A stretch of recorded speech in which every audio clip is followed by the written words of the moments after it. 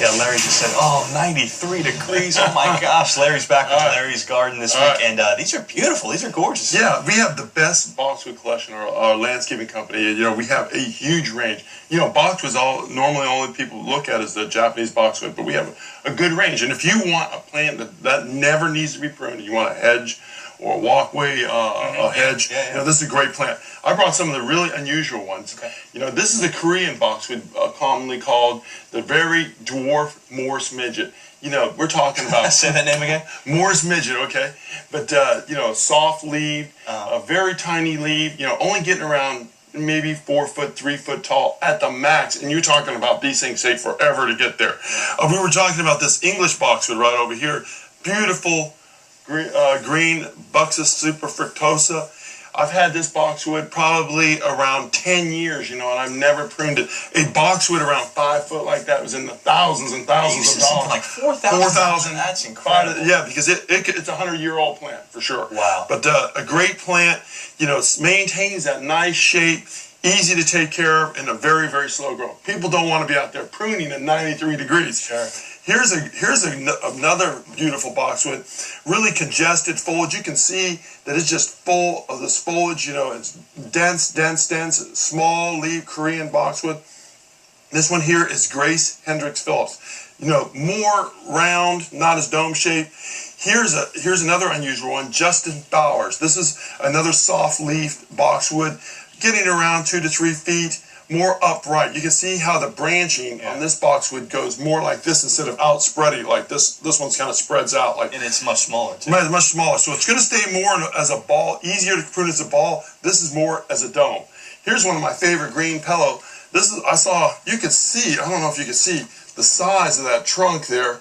That's an old boxwood. This boxwood is probably around 10, 15 years old just to get to this size, and it's been pruned a couple times. But this is a dome shape, no pruning, dome shape. You can get an errant twig off that, no problem, but a beautiful green color.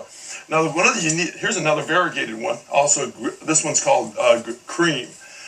It has a creamy color, the lime green, unusual color. Yellow, yeah.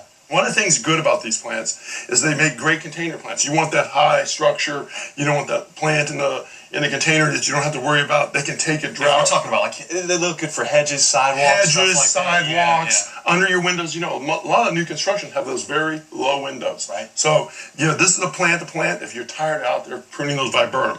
They have make sure they get some good spring water on them, a little bit of fertilizer. They don't have many pests, but they have one thing that gets on them. And I got a little branch of one, pull it off. And it has this browning. You'll notice a browning in the boxwood. And this stem will be brown, and here's how it will start to look. Then kind of spreads out to the plant. This is boxwood blight.